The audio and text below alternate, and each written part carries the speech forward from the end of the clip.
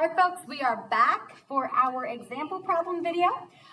So you already have the link to the example problem. So there are two kind of multiple choice ones, and then we have one that is an equilibrium, but we're going to go ahead and skip that equilibrium problem.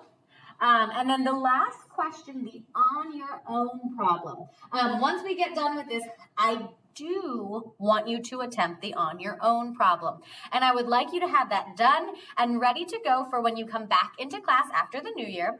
And then with that problem, we are going to discuss it kind of first thing when you come in. So make sure that you have the on your own problem attempted. So the problem that I'm going to do is actually the second level 1 multiple choice question. The first one is a really easy kind of plug and chug. We know that tau is equal to r times f. You're given the radius, you're given the force. It's a straightforward multiplication.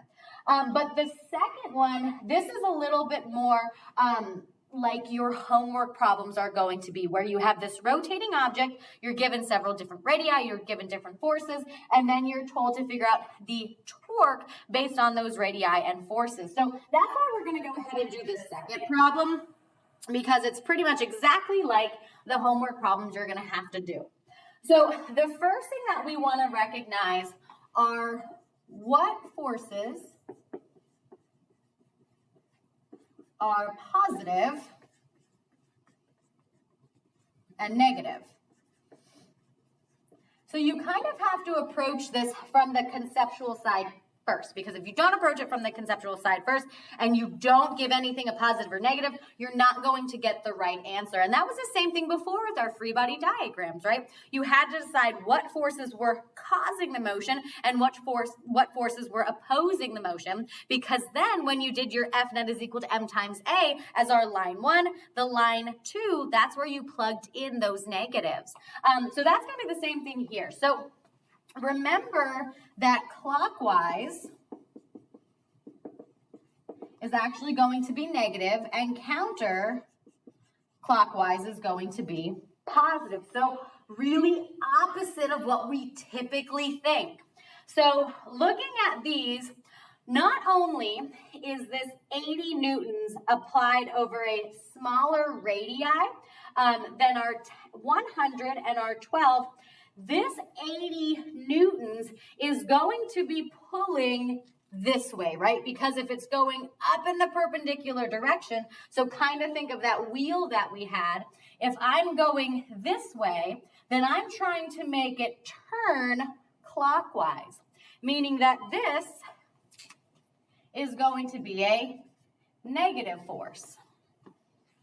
Whereas this 100 newtons, which is already bigger than the 80, applied over a radius that is bigger than the 80 radius, we obviously can see that this is going to have a greater torque, so it's going to be causing the motion, but really that doesn't matter here. What matters is the fact that this larger force over the larger radii is pulling upward in this direction, which would turn our rotating object counterclockwise.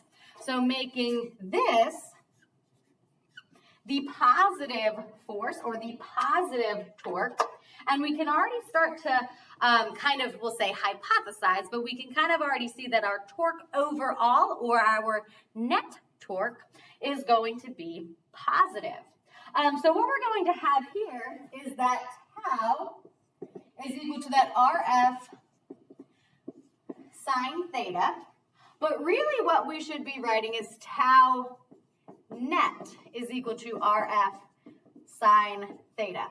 F net is equal to M times A is really still going to be applied here. It's going to be tau net. It's always going to be the sum of whatever is affecting the motion.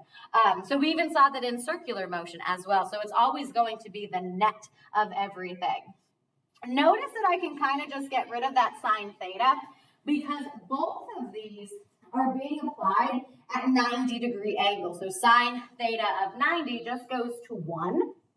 So that just goes to 1. So we can really just eliminate this piece, and we're going to get that tau net is equal to, I'm going to call this just the left-hand side and the right-hand side, or maybe just 1 and 2.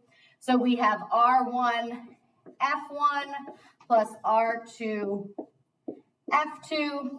And at this point, what you could really do, since we know that this force is going to be negative, you could actually put that negative in right at this step. But if you want to put it in at the next step, that's fine. But just like with Newton's second law, don't do a double negative, only put that negative in at one time. So we get tau net is equal to, notice that these are in centimeters, so we do have to convert that over to meters.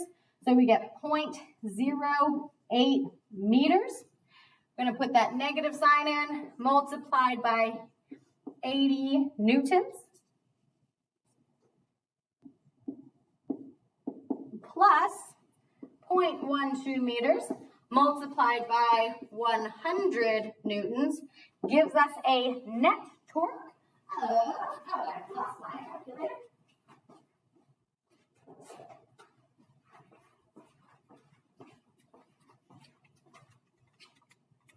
a net torque of 5.6. And now it comes time to say, okay, well, what are these units going to be? Well, just look at the units that we're dealing with. We have a Newton multiplied by a meter.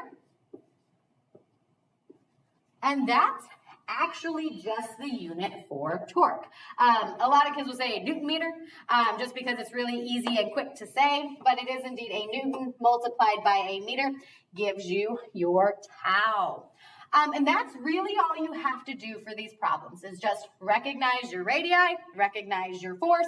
If you need to, multiply your sine theta in there. But really, the hard part about this is just first conceptually saying what's going to be the positive force and what's going to be the negative force.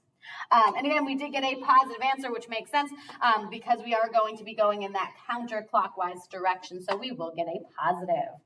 Okay, so now go ahead and do the on your own problem. Have that ready to go for class. And at this point, you are ready for the homework.